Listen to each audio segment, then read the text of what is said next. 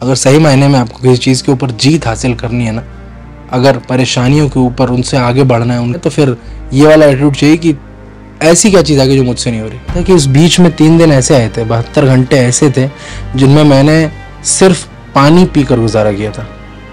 मतलब वो 3 दिन ऐसे थे कि मेरे पास सही मायने में खाने के पैसे नहीं थे। आप यकीन जानिए, मैंने मार खाई है पढ़ने के लिए। बच्चे ना पढ़ने के लिए मार खाते, मैंने पढ़ने के लिए मार खाई है। क्यों? मम्मी ने खाना रख दिया, मैं कुछ पढ़ रहा हूँ, कोर्स की किताब नहीं पढ़ रहा हूँ, कोई नॉवेल होगी, कोई कॉमिक, कोई कुछ भी है, पर मैं पढ़ रहा हूँ। और खाते खाते मेरा ध्यान, जो मैंने रोटी उठाई वो दाल की कटोरी में जाने की वजह ज़मीन पर रगड़ खा रहा हूँ मैं। खुशी जिसे आप कहते हैं ना कि सही मायने में खुशी मिली जो काम करके, वो पहली बार उस संतुष्टि को मैंने नोटिस किया जब मैंने पढ़ाना शुरू किया लोगों को, छोटे छोटे बच्चों को पढ़ाना जब शुरू किया। ज़माना बड़े गौर से सुन रहा था, हम ही सो गए दास्तां कहते कहते। शेर अच्छा है लेकिन इसको आज गलत साबित करेंगे। ये दास्तां कहते कहते ना हम सोएंगे, और उम्मीद है कि आप भी जगे रहेंगे। आज मैं सुनाऊंगा आपको एक कहानी, और ये कहानी जो है थोड़ी इंटरेस्टिंग है, थोड़ी स्वीट है, थोड़ी खट्टी है, थोड़ी मीठी, थोड़ी कड़वी है, पर जो है सो है, यानी सच है। क्योंकि कहानी है एक छोटे से गांव से आने वाले एक शख्स की, जिसे आपकी मोहब्बत ने आशुतोष झा से एजे सर बना दिया। कहानी है मेरी, और मैं उसे आप सबके सामने आज लेकर आया हूँ। क्यों लेकर आया उसका कोई ख़ास वजह है नहीं, पर कुछ आप जानना चाहते हैं, कुछ मैं बताना चाहता हूँ। चलिए शुरू करें। कुर्सी की पेटी बांध लीजिए। 1997 पापा आर्मी में थे, और मिलिट्री हॉस्पिटल शिलोंग में मेरा जन्म हुआ। संडे का दिन, मैं आराम से छुट्टी के दिन पैदा हुआ था ताकि पहले दिन से सबकी छुट्टियां ख़राब कर सकूं। ज़िंदगी में हॉलीडे वाला कॉन्सेप्ट मुझे रखने ही नहीं देना है। पैदा हुआ, घर में बड़ी खुशियाँ मनाई गई, सारी चीज़ें हैं, ठीक है। वक्त गुजरता गया। मैं बड़ा शरारती बच्चा हुआ करता था।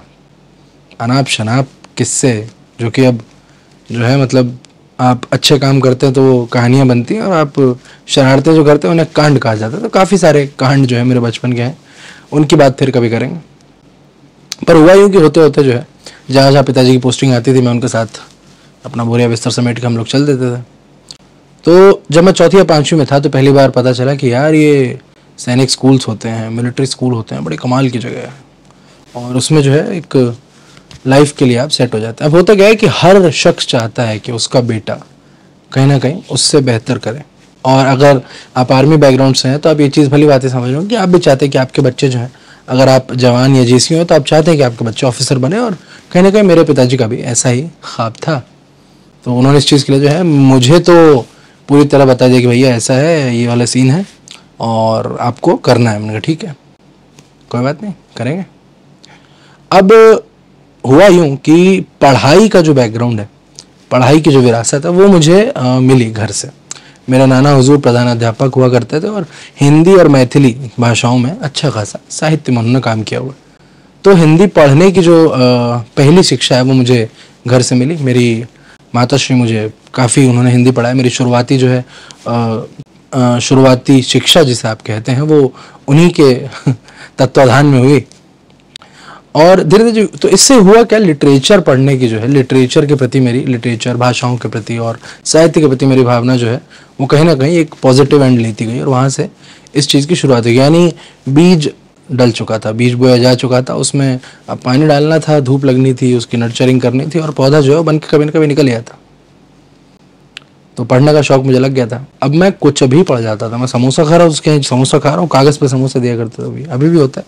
नीचे अखबार का कागज़ होता था, मैं वो पढ़ रहा हूँ, क्या लिखा है इस पर, अच्छा। आप यकीन जानिए, मैंने मार खाई है पढ़ने के लिए। बच्चे ना पढ़ने के लिए मार खाते, मैंने पढ़ने के लिए मार खाई है। क्यों? मम्मी ने खाना रख दिया, मैं कुछ पढ़ रहा हूँ, कोर्स की किताब नहीं पढ़ रहा हूँ, कोई नॉवेल होगी, कोई कॉमिक, कोई कुछ भी है, पर मैं पढ़ रहा हूँ। और खाते खाते मेरा ध्यान, जो मैंने रोटी उठाई वो दाल की कटोरी में जाने की वजह ज़मीन पर रगड़ खा रहा हूँ मैं। तो ये वाला हाल था। पर हाँ, पढ़ने का चस्का मुझे हमेशा था, किताबों का चस्का, किताबी कीड़ा कहते हैं ना, किताबों का चस्का मुझे हमेशा था कि मिले मैं चट कर जाऊँ, ख़त्म बात। तो पढ़ना शुरू किया, ठीक है यार पढ़ेंगे, क्या दिक्कत है। पर हाँ, पता चला एग्ज़ाम थोड़ा मुश्किल है, और ये बात मैं बताता चलो, मेरी मैथ्स हमेशा से माशाल्लाह बहुत ख़राब रही है, बहुत ज़्यादा ख़राब की मतलब बहुत ज़्यादा ख़राब, इतनी ख़राब कि गणित जो है मतलब मैं गणित से दूर भागूँ, गणित मुझसे दूर भागे, लेकिन वो लॉ ऑफ अट्रैक्शन चल रहा नहीं कि अब है तो एक जैसे तभी तो अट्रैक्ट कर रहा था, अब वो पीछा छोड़ के नहीं दे रही है ना, एक जैसे फोर्सेस रिपेल कर रहे एक दूसरे को, मैं गणित के पीछे, गणित मेरे पीछे, टू मच फन।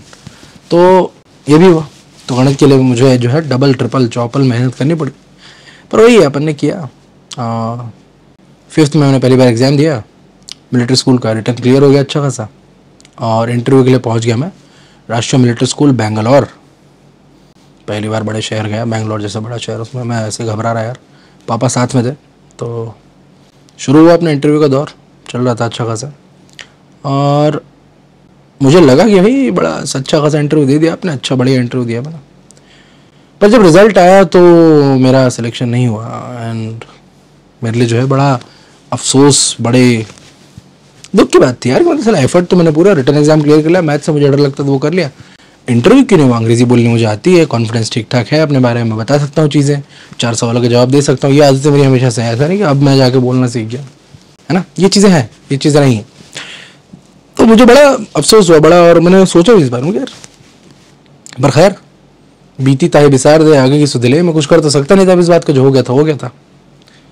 अपन ने कहा नहीं यार वहाँ पे छोड़ सकते थे, छोड़ सकते, ठीक है नहीं हुआ मिलिट्री स्कूल, नॉर्मल अपना आर्मी स्कूल में तो पढ़ाई चल ही रही थी, यहीं से पढ़ते हैं, बाहर से कुछ खेलेंगे, ना ना ना ना, इतनी आसानी से अगर जाने दिया तो फिर एफर्ट मारा ही क्यों था। अपन ने अगले साल फिर दिया पेपर, इस बार भरा मिलिट्री स्कूल अजमेर, रिटर्न तो पिछली बार हो गया था, तो इस बार हो ही जाना था, हो गया।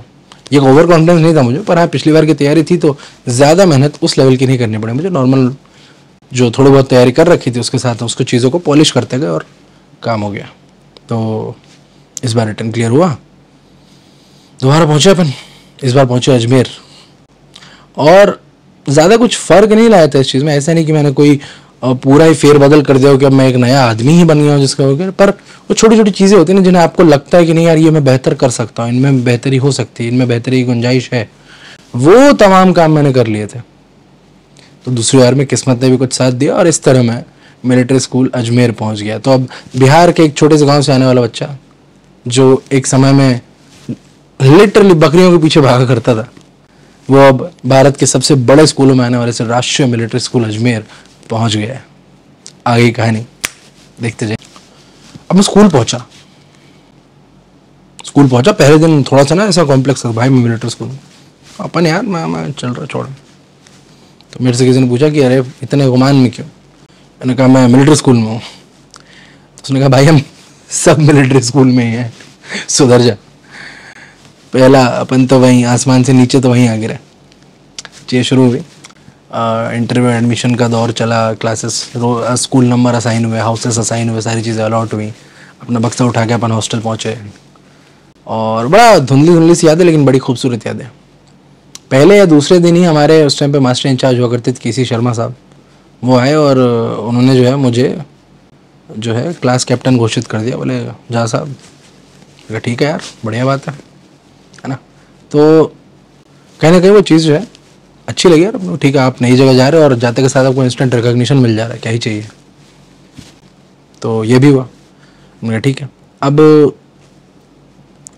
रिस्पॉन्सिबिलिटीज आती है, ये चीज़ें आती हैं, मतलब अगर आपको कोई रिस्पॉन्सिबिलिटी इंटरेस्ट करे, आपके ऊपर अगर कोई जो है इस तरह का कर्तव्य का भार डाला जाए, तो फिर वो चीज़ें ऐसे आती कि फिर आप उसको एक्नॉलेज करते हैं और फिर उस हिसाब से आप वो काम, मतलब बाकी काम जो आप अपने वो उस हिसाब से करते थे। ये चीज़ कहीं ना कहीं जहन में आ गई है कि हाँ भाई थोड़ा सा सीरियसली खुद को लेना है और अपने आप को जो है एक आदर्श कैडेट तो बनाना ही था।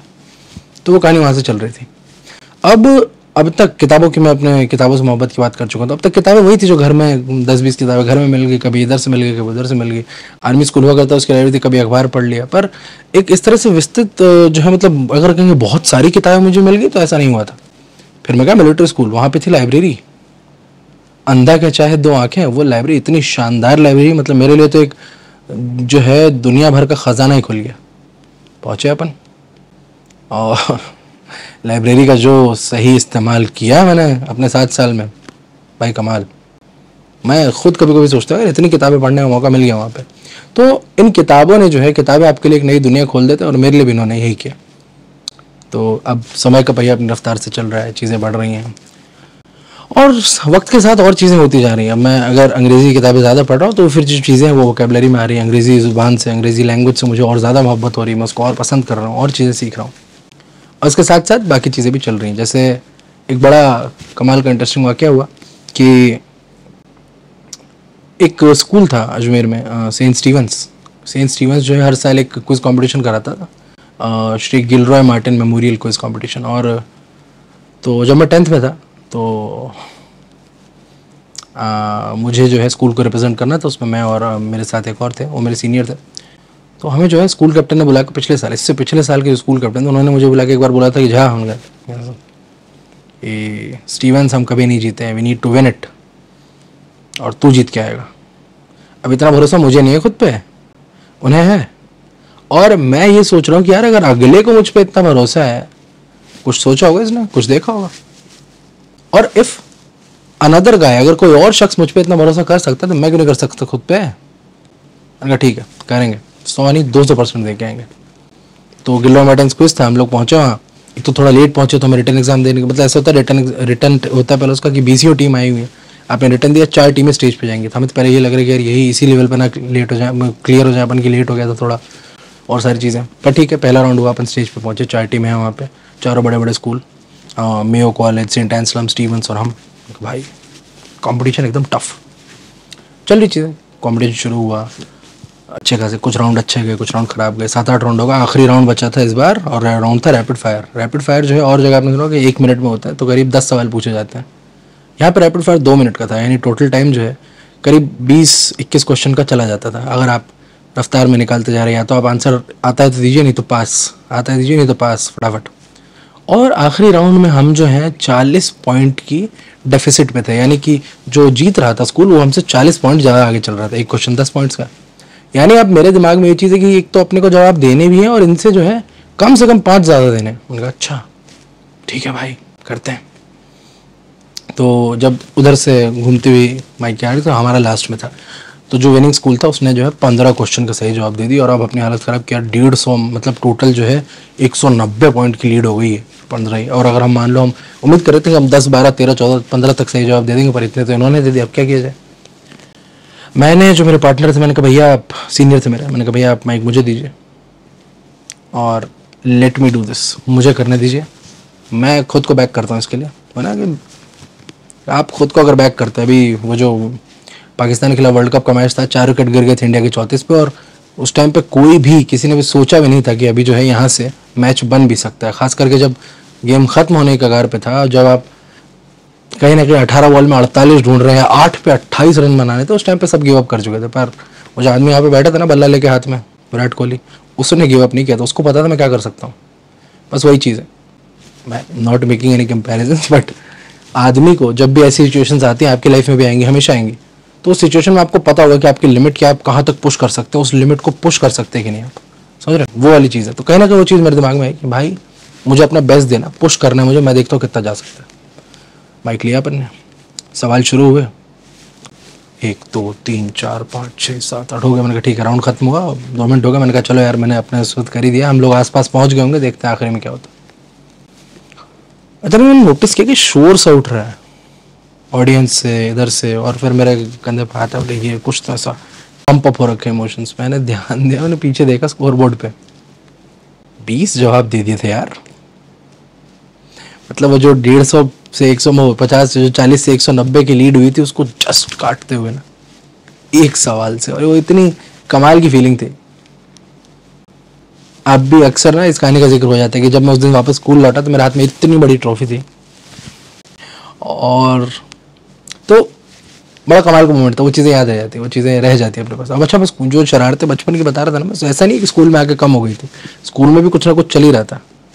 पर वही है ना कि अगर आप और चीज़ों में बेटर कर रहे होते, और चीज़ों में एक्सेल कर रहे होते, तो कुछ चीज़ें जो है माफ़ कर दी जाती हैं। तो मेरे गुनाह तो इसलिए माफ़ कर दिए गए कि भाई उनसे बढ़ के मैंने जो है पुण्य कर लिए थे। तो खैर कहानी होती, पर इतना रोज़ ये बेड ऑफ रोजेज रहा नहीं, इतना ऐसा नहीं कि ज़िंदगी भर इतना आसानी चलता रहेगा, ऐसे ही होती रहेंगी चीज़ें, ऐसा नहीं होता है। फेलियर्स अपने हिस्से के बहुत सारे देखे मैंने।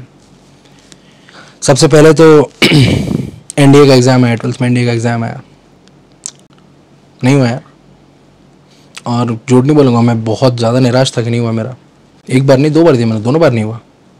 फिर मैंने कहा ठीक है, कोई बात नहीं, कुछ और करेंगे, ख़त्म थोड़ी हो गई दुनिया, कुछ और करते हैं। कुछ और में अपने क्या आता है, हमें आती है अंग्रेज़ी, मुझे पसंद है लैंग्वेजेस, मैं पढ़ना चाहता हूँ लिटरेचर।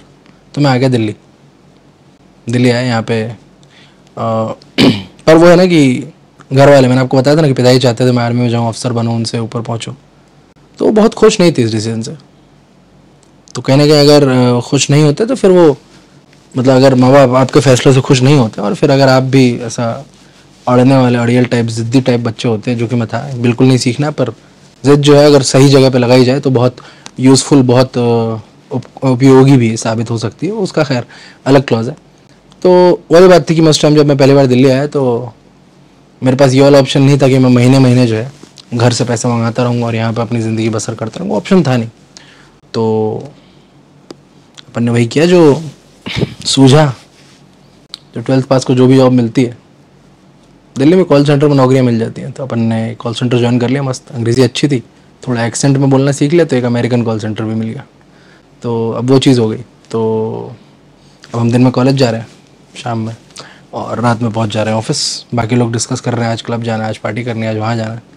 आशु कहाँ जा रहा है? तो आशु ऑफिस जा रहा है। भाई ये ज़िंदगी चली, धीरे धीरे सस्टेन में अपने पैरों पर खड़ा रहना सीखा। जब पहली बार ख़ुद के लिए स्टैंड लेना सीखा इस तरीके से, तो रियलाइज़ किया कि ये चीज़ें जो हैं, मतलब सही में वो मम्मी कहती नहीं, आटे दाल का भाव समझ में आया। जब आटे दाल का भाव समझ में आया तो ये भी समझ में आ गया कि ये चीज़ें ज़रूरी कितनी हैं आपके लिए, आपको ग्रोथ के लिए, आपके लाइफ के लिए, सारी चीज़ों को कितना इंपॉर्टेंस है इसका, ये भी हुआ। और दिल्ली में अपने सफ़र का जो है नए चैप्टर की शुरुआत हो चुकी थी।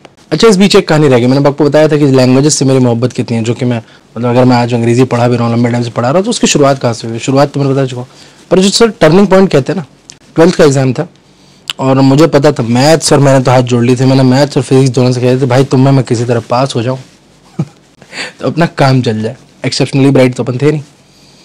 तो मैंने मैथ्स से कहा कि आप में सर किसी तरह मैं पास जाऊँ, तो मैथ्स ने मुझसे कहा कि तथास्तु ऐसा ही होगा। तो मैथ्स में मैं जस्ट पास हुई।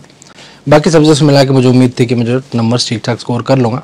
ख़ास करके अंग्रेज़ी में मैंने खुद को टारगेट सेट कर दिया कि भाई अंग्रेज़ी में आपको टॉप करना, आपको नहीं पता कैसे, मुझे नहीं पता कैसे करना है।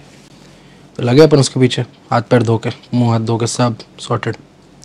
और उस साल जो है, मतलब शायद वही कोई एक सेट टेम्पलेट नहीं होता, कोई एक तरीका नहीं होता कि आपने ये कर लिया तो आपको हो जाएगा, ऐसा हो जाएगा, वैसा हो जाएगा। पर मुझे इतना पता है कि उस साल मेरे अंग्रेज़ी में 97 आए थे और राजस्थान स्टेट था और CBSE बोर्ड था वैसे तो, पर राजस्थान में जो है 98 किसी के नहीं आए थे, है ना। देश में टोटली 2 बच्चों के आए थे, एक के 98, एक के 99, मतलब 2 या 3 बच्चे हैं उस साल थे जिनके मुझसे बेटर आए थे। तो ठीक है यार, वो अपने आप में बड़ी कमाल की फीलिंग थी। तो ये लैंग्वेजेस वाला प्रोसेस जो मैं आपको बता रहा हूँ कि मैं पढ़ाने की तरफ, भाषाएं पढ़ाने की तरफ मैं कहाँ से बढ़ा। दिल्ली आया, दिल्ली में जॉब चल रही है, कॉलेज चल रहा है, अंग्रेज़ी लिटरेचर की मेरी क्लासेस हैं, मेरी डिग्री इंग्लिश लिटरेचर से, तो वो चल रही है सारी चीज़ें। उसके साथ साथ क्या हुआ, धीरे धीरे मैंने यहाँ पे एक नया इंटरेस्ट डेवलप किया, एक नई ज़बान सीखने में, कि उर्दू यार बड़ी कमाल की चीज़। अब तक क्या होता, घर से मुझे विरासत में हिंदी मिल गई है, अंग्रेज़ी मैंने पढ़ लिया है अच्छा खासा, मैथिली मेरी मादरी ज़बान, मदर टंग है, और भी सारी चीज़ें। मतलब मुझे लैंग्वेजेस बड़ा इंटरेस्ट करी। पंजाबी गाने हम सब सुन ही रहे हैं, दिल्ली आके आपके अंदर कहीं ना कहीं पंजाब, कहीं से छोटा सा पंजाब से आपका जो टच हो पैदा हो ही जाता है, वो एक रिश्ता कायम हो जाता है आपका। तो पंजाबी गाने आप सुन रहे हैं, वहाँ से आप एक नया कल्चर को अडॉप्ट कर रहे हैं। ये सारी चीज़ें, भाषा मुझे हमेशा से बहुत इंटरेस्ट करती थी, बहुत मुतासर करती थी, बहुत खींचती थी, आकर्षित करती थी अपनी तरह। तो वो भी चल रहा है। अब उर्दू जो है, मैं पहली बार कोई सी इवेंट में गया तो पता चला उसका नाम कोई रेख्ता वेख्ता करके है, जश्न रेख्ता। अच्छा, उस टाइम मेरे लिए ऐसे ही था वो, बाद में समझ में आया भाई क्या चीज़ है, पर खैर उस टाइम ये था। और वहाँ पे पहली बार सही मायने में शायरी से, गज़ल से, इन चीज़ों से मेरा तारुफ हुआ। मैंने कहा अरे ये लैंग्वेज तो बड़ी कमाल की है। तो मैं गया, एक ही शायर का नाम पता था, मिर्ज़ा गालिब। तो मैं एक बुक स्टॉल पे गया, मैं कहा भाई साहब मिर्ज़ा गालिब दे दो मेरे को आप। उसने दे दी, मैं लेके घर आ गया। पहला पन्ना पलटा और उसमें जो सबसे पहली लाइन थी ना वो पढ़ी और मेरे जो है पैरट कर गए फ्लाई, तोते उड़ गए भाई साहब। उसमें जो 2 लाइनें थी और कुछ तो लिखा था उसमें, पर मुझे सिर्फ इतना समझ में आया का, बाकी कुछ नहीं था उसमें। शेर था दीवाने गालिब का, पहला शेर है कि नक्श फरियादी है किसकी, शोखी है तहरीर का, कागजी है पैरहन हर पैकरे तस्वीर का। मुझे सिर्फ का समझ में आया इन दोनों में, उसके अलावा कुछ नहीं। अब होता क्या है, जब आपके साथ ऐसी चीज़ होती है तो दो तरह के लोग होते हैं। मैं तो ये मानना, मतलब जैसा कि अगर आपको कोई चीज़ बिल्कुल ही नहीं समझ में आ रही तो दो तरह के लोग होते हैं वहाँ पे। एक जो कहते हैं भैया हाथ जोड़े आपके, धोख खाए, राम राम राधे राधे, आप माफ़ करें, अपन कुछ और कर लेंगे। दूसरे होते हैं जिससे कहते हैं अच्छा ये क्या है जो मुझे समझ में नहीं आ रहा, ये ऐसी कौन सी बॉल है जो मुझे बाउंसर निकल गई, पीछे पड़ते हैं इसके। तो बनना है आपको दूसरी कैटेगरी का। ये चीज़ बहुत ज़रूरी है। अगर सही मायने में आपको किसी चीज़ के ऊपर जीत हासिल करनी है ना, अगर परेशानियों के ऊपर उनसे आगे बढ़ना है, उनके ऊपर हावी होना है, तो फिर ये वाला एटीट्यूड चाहिए कि ऐसी क्या चीज़ आगे जो मुझसे नहीं हो रही, क्योंकि होगा, सब होगा।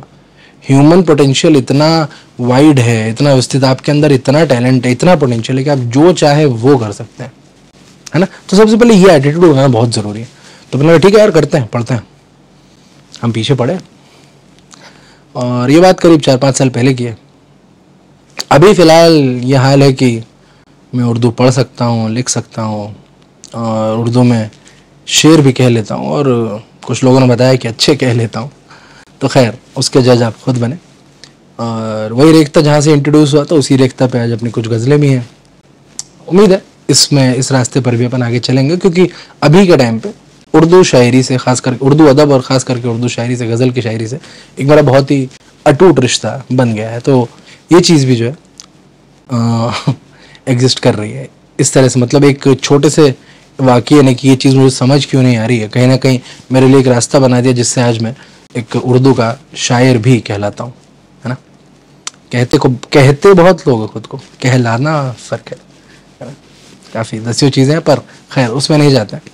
तो ये एक और बात थी जो मैं आप सबसे शेयर करना चाहता था। मेरी जो ज़ुबानों के प्रति मोहब्बत है, माई लव फॉर लैंग्वेजेस, वो इन चीज़ों से और बढ़ी। उसके अलावा फिर मैंने पंजाबी सीखी, क्योंकि मेरा एक बड़ा पसंदीदा शायर है शिव कुमार बटालवी। उसका जो ज़्यादातर काम है वो पंजाबी में ही अवेलेबल है, और अगर मुझे समझ में नहीं आती, अगर मैं पढ़ नहीं पाता हूँ उसे, तो फिर फ़ायदा नहीं हुआ, इसलिए पंजाबी भी सीखी गई। तो ये चीज़ें हैं। खैर आगे बढ़ते हैं। तो कुछ बात करते हैं अपन फेलियर्स की।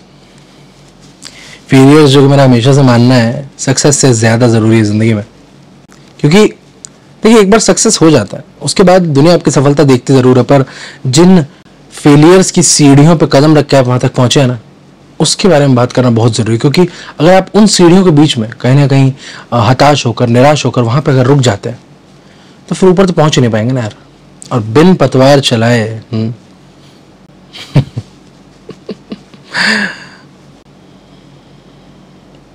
बिन पतवार चलाए नौका पार नहीं होती, कोशिश करने वालों की कभी हार नहीं होती। फिलहाल मैंने आपको बताया था कि एनडीए का एग्ज़ाम नहीं हुआ मेरा, उसके बाद मैंने ये चीज़ ज्वाइन की और काम करते हुए कुछ वक्त हुआ मुझे। उसके बाद एक अपने मित्र के साथ मिलकर मैंने अपना काम शुरू करने की कोशिश की। उसमें अच्छा खासा नुकसान भी हुआ मुझे, और 10-20 कहानियाँ हैं। मतलब फेलियर्स आते रहे हैं हर बार।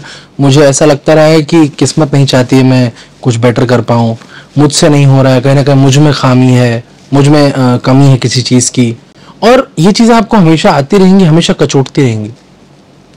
पर वो कहते हैं ना कि दुनिया के सबसे मुश्किल जो टास्क हैं वो भगवान ने अपने सबसे ताकतवर सिपाहियों के लिए बचा के रखे होते हैं। एक ग्रीक मैथोलॉजी में कहानी चलती है हरक्यूलिस की। हरक्यूलिस रोमन हो गया, हेराक्लिस उसका ग्रीक नाम था। तो हरक्यूलिस को 12 दुर्गम में ऐसे काम दिए गए थे जो किसी और इंसान के लिए उनमें से एक काम करना भी पॉसिबल नहीं होता, पर उसको वो काम इसलिए दिए गए थे क्योंकि उसी से हो पाते, वो उन कामों का होना ज़रूरी था। और कहानी के हिसाब से भगवान लोग ये बात जानते थे कि ये काम अगर ये नहीं कर सकता तो कोई नहीं कर सकता। तो वाली चीज़ जो सबसे मुश्किल बैटल्स है, सबसे मुश्किल युद्ध है, वो सबसे बेहतर योद्धाओं के लिए बचा के रखे गए होते हैं। तो हार नहीं माननी, गिव अप कभी नहीं करना है। मैं जब अपने इस दौर से गुजर रहा था, उस बीच मैंने कुछ छोटे छोटे बच्चे थे और ऐसे ही शुरू हुआ कि भैया पढ़ा दो यार। मैंने कहा ठीक है पढ़ा देते हैं। उनको पढ़ाया, उनके ठीक ठाक नंबर आ गए। उन्होंने भी बड़ा जो है एहसान माना। उनके माता पिता ने भी कहा कि यार बहुत अच्छा पढ़ाया आपने शुभ। मैंने कहा ठीक है। तो और उस चीज़ में मैंने नोटिस किया, अब तक मैं नौकरियाँ कर रहा हूँ, नौकरियाँ 10 नौकरियाँ चेंज कर चुका हूँ, कॉर्पोरेट में काम कर चुका हूँ और भी काम चल रहा है। पर एक वर्क, एक सेटिस्फैक्शन वाली बात करें कि संतुष्टि आपको उससे मिल रही है, कितनी मिल रही है, कैसे मिल रही है, नहीं मिल रही है।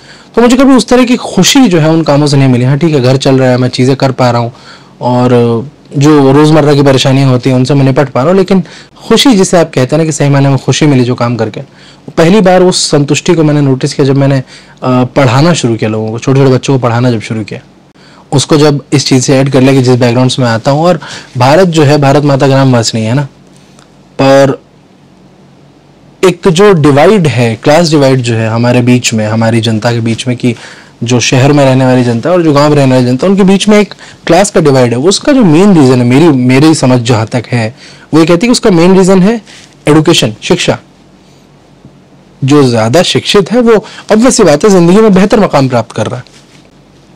तो उसको ब्रिज करने के लिए क्या किया जाए? अब सरकार ने ऑलरेडी इतना काम कर रखा है, मैं अकेला तो क्या ही काम करूंगा। वैसे मैं अकेला चला था जाने पे मंजिल, मगर लोग साथ आते गए और कारवा बनता गया, हम यहाँ पे उसी तरह पहुंचे। लेकिन फिर भी सरकार ने जब इतना काम किया हुआ है, तो मेरे दिमाग में ये चीज़ आई कि यार ये चीज़ हम पहुंचाते क्यों नहीं। मैं खुद मिलिट्री स्कूल से हूँ, सैनिक स्कूल्स का मुझे पता है। इसके अलावा देश भर में 650 से ज़्यादा नवोदय विद्यालय हैं जो हर जिले में है, भारत के हर जिले में।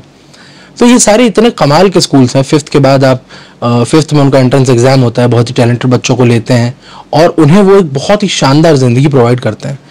अफसोस की बात यह है कि लोगों को इस बारे में पता ही नहीं था। तो मैंने धीरे धीरे बताना शुरू किया और नोटिस किया कि यार ठीक है, अगर रिस्पॉन्स इसका अच्छा आ रहा है तो इस दिशा में और काम किया जाए।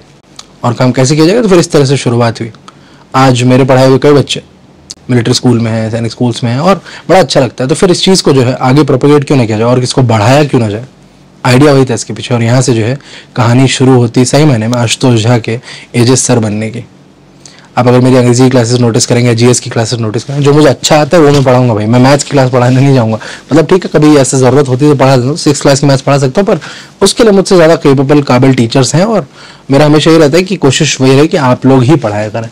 अंग्रेजी और जीएस, हाँ उसमें मैं मानता हूँ कि मेरी एक्सपर्टीज़ है, तो वो चीज़ जो है जुबान लैंग्वेजेस, अगर हिंदी हुई, पंजाबी, उर्दू, इन चीज़ों में मुझे पढ़ाने में ज़्यादा इंटरेस्ट भी आता है। तो मुझे लगता है जिन चीज़ों में मुझे इंटरेस्ट आ रहा है वो मैं एक बेहतर एफिशिएंसी के साथ कर पाऊंगा। तो वो चीज़ें जो है हम मैनेज करके उस हिसाब से चल रहे हैं। तो इस तरह से कहानी जो है यहाँ तक पहुँची, पढ़ाने तक। तो इस बीच बहुत सारे ऐसे वाक़ये हुए, मैं कुछ अपने शॉर्ट्स में बताता रहता हूँ। अगर आप लोगों ने नोटिस किया हो तो कुछ बच्चों का जिक्र मैं करता रहता हूँ। बड़ी कमाल कमाल की कहानियाँ हैं। एक जैसे राहुल की कहानी मैंने बताई थी, वो सैनिक स्कूल का एग्जाम से क्लियर नहीं हुआ, मिलिट्री स्कूल भी नहीं हुआ, और उसने डबल मेहनत की, आरआईएम से निकाल लिया, जो इन दोनों से ज़्यादा मुश्किल है। तो मिरेकल्स, हम सब मिरेकल्स की एक बनी हुई दुनिया के बीच में जी रहे हैं। हर रोज़ हमारे चारों तरफ, अगर आप कभी देखें तो हमारे चारों तरफ हर रोज़ चमत्कार होते रहते हैं, है ना। पुराने ज़माने में चमत्कार शब्द आया कहाँ से? पुराने ज़माने में ऐसी चीज़ें होती थी जो इतनी आदमी की समझ से परे होती थी कि समझ में नहीं आती कि चीज़ हो कैसे गई, उसे चमत्कार का नाम दे दिया गया। अगर आप अभी के टाइम पे देखें तो हर रोज़ इंसान ऐसी चीज़ें कर रहा है जो अपने आप में किसी चमत्कार से कम नहीं है, क्योंकि सारा लॉजिक, हर तरह का तर्क, तथ्य यही कहता है कि ये चीज़ पॉसिबल नहीं होनी चाहिए थी। पर आदमी के दृढ़ निश्चय से बड़ा कुछ है दुनिया में? कुछ भी नहीं है। क्योंकि अगर किसी ने ठान ली है ना कि यार ये चीज़ तो मुझे करनी है, इसका अल्टरनेटिव नहीं है, करनी ही है, दूसरा कोई ऑप्शन नहीं है, कोई उपाय नहीं है मेरे पास, तो फिर उस चीज़ को भी होना ही पड़ता, उसके पास भी ऑप्शन नहीं बचता है। वो शाहरुख खान कहते हैं ना कि अगर किसी चीज़ को सच्चे दिल से चाहो तो सारी कायनात उसे तुमसे मिलाने में जुट जाती है। वो सच है। आप इस चीज़ को अपने हर सपने के साथ अलाइन करके देखिए और आप देखिए कैसे वो सपने सच होते हैं। इंसान का जो शरीर है वो बड़ा कॉम्प्लेक्स मैकेनिज्म, अपने आप में दुनिया की शायद सबसे कॉम्प्लेक्स मशीन इंसान का शरीर खुद है। दिमाग को हटा दें उसके अलावा तो भी बॉडी जैसे फंक्शन करती है, और उसमें बहुत सारी चीज़ें जो मिला जुला के ना, सारे फैक्टर्स मिला जुला के आपको एक इंसान बनाती हैं, और उसको रन करने के लिए भी फिर 10वीं चीज़ें लगती हैं। इसमें से एक बहुत इंपॉर्टेंट है भूख। अब भूख जो है ना, सिर्फ एक तो होती है शारीरिक, मतलब आपको जो पोषण मिले, जिससे आपको खाना मिले, जिससे एनर्जी आपकी चलती रहे, आपका मतलब बदन चलता है, जो एनर्जी मिले उससे। और उससे बढ़ के होती है जहन की भूख, कि आपके अंदर ललक कितनी किसी चीज़ की। एग्जाम्पल देता हूँ मैं, शारीरिक भूख से शुरू करता हूँ। अपन जो फिजिकल भूख जिसका आपको सही मायने में पता होता है, मैंने बताया था ना आगरा में जब मैं था तो मेरा ये एक जो मैंने बिजनेस वेंचर का स्टार्ट करने की कोशिश की तो फेल हुआ था। वो ऐसा फेल नहीं हुआ था, वो फेल ऐसा हुआ था कि उस बीच में 3 दिन ऐसे आए थे, 72 घंटे ऐसे थे जिनमें मैंने सिर्फ पानी पी कर गुजारा किया था। मतलब वो 3 दिन ऐसे थे कि मेरे पास सही मायने में खाने के पैसे नहीं थे। थोड़ा सा अटपटा है सुनने में, पर it is what it is. और उस 72 घंटे की भूख ने पता मुझे क्या सिखाया कि यार मैं 72 घंटे तो रह सकता हूं बिना खाने के, मैं सिर्फ पानी पे 3 दिन तो जिंदा रह सकता हूं। यानी ये एक और मेंटल ब्लॉक है जो मैंने अपने दिमाग से हटा दिया कि अगर मैं कोई काम कर रहा हूं और उस बीच में मुझे भूख लगती है तो मैं उसको इग्नोर करके, अगर वो काम मेरे लिए उतना ज़रूरी है तो मैं उसको आंख बंद करके उसे इग्नोर करके वो काम करता जा सकता हूँ, क्योंकि मुझे अपने एक्सपीरियंस से पता है कि मैं 3 दिन तक अगर नहीं खाना खाऊंगा ना, जिंदा रह जाऊंगा, कोई दिक्कत नहीं होगी, है ना। तो अगर मेरे जहन के अंदर की कोई भूख है, अगर मुझे इस चीज़, अगर मैं आपकी बात करूँ, अगर आपको इस चीज़ की भूख है ना कि मुझे इस मिलिट्री स्कूल, सैनिक स्कूल, नवोदय क्रैक करना ही करना है, तो फिर आपकी भूख प्यास, खेलने की जो तमन्ना है, मोबाइल फ़ोन, किसी भी तरह की कोई भी एक्सटर्नल व्यवधान जो इसमें डाल सकता है, कोई किसी भी तरह का कोई भी एक्सटर्नल फैक्टर जो आपको इस रास्ते से आपके हटा सकता है, वो अगर आपने सही मायने में अगर आप दृढ़ निश्चय है तो नहीं फर्क पड़ता उस चीज़ से।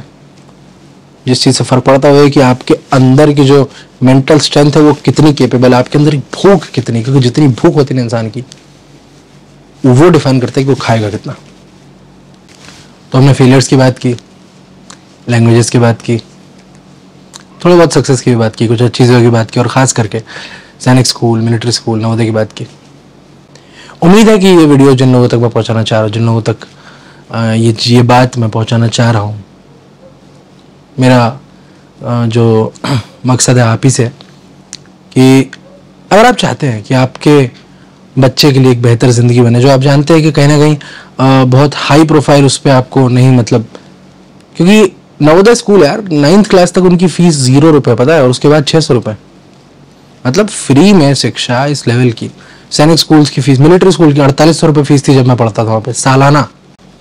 सैनिक स्कूल्स की भी कंपैरेटिवली कमी है, जो फैसिलिटीज़ मिल रही है, जिस लेवल की सुविधाएं मिल रही हैं, मतलब पढ़ाई की अपनी जगह, उसके बाद स्पोर्ट्स, दुनिया भर के sports, cricket, football, basketball, swimming, tennis, दुनिया भर के खेल, आर्चरी स्क्वॉश, सारे खेल। उसके बाद CC activities, debate, extempore, quiz, dramatics, जितनी भी सीसी एक्टिविटीज़ होती हैं, पोइट्री, इतने अच्छे facilities, info complex, library, computer labs, देश भर से छांट के निकाल के लाए हुए सबसे बेहतरीन टीचर्स, इतने खूबसूरत, इतने कमाल के, इतने काबिल फैकल्टी, ये सारे अगर फैक्टर्स को आप देखें तो बहुत ही कमाल के स्कूल्स हैं, जिनके बारे में अभी तक जो है सही मायने में जानकारी ठीक से पहुंची नहीं है। तो इस वीडियो बनाने के पीछे, इस पूरे चैनल के पीछे हमारा उद्देश्य यही कि ज़्यादा से ज़्यादा लोगों तक ये बात पहुँचे और ज़्यादा से ज़्यादा बच्चे इन स्कूल्स के लिए अप्लाई करें, ताकि अपने भविष्य को एक बेहतर राह पर ला सकें, एक बेहतर मोड़ दे सकें। तो यही मेरी अपील भी है इस वीडियो के थ्रू भी, और आगे भी हमेशा इसी के थ्रू, आगे भी हमेशा इसी मकसद के लिए हम काम करते रहेंगे। उम्मीद है कुछ जो कहानियाँ मैंने सुनाई अपनी ज़िंदगी से वो आपको थोड़ा बहुत ही सही पसंद आई होंगी, और आगे भी बात करते रहेंगे यार, मैं अपने बारे में बात करता रहूँगा। मेरे बहुत सारे दोस्त हैं जो इन इंस्टीट्यूशन से निकले हैं, मैं कोशिश करूँगा कि मैं उनसे बात कर सकूँ, उन्हें भी यहाँ ला सकूँ, उनसे बात कर सकूँ। आर्मी ऑफिसर्स जो अच्छी पोस्ट पे हैं, उसके अलावा मतलब आर्मी के अलावा भी जो अच्छी पोस्ट पे हैं, इन स्कूल से पढ़े हुए लोग, मैं उनसे भी बात कर सकूँ, उन्हें भी यहाँ पे ला सकूँ। तो ये भी रहेगा हमारा, पर एंड गोल वही है, ज़्यादा से ज़्यादा लोगों तक हमारी बात पहुँचे, ज़्यादा से ज़्यादा लोग इन स्कूल्स के बारे में जानें, और बेहतर भविष्य की एक नींव, एक बुनियाद हम रख सकें। ये इस सारे एक्सरसाइज का जो है उसके पीछे मकसद यही है। तो बस यही थी, ये छोटी सी कहानी थी एक छोटे से बिहार के एक छोटे से गांव से आने वाले आशुतोष झा की, जिसे आपकी मोहब्बत ने और समाज की ज़रूरत ने एजे सर बना दिया। मैं आशुतोष झा, और मैं फिर आपसे मिलता रहूँगा कुछ और काम की बात के साथ, कुछ इधर उधर की बातों के साथ।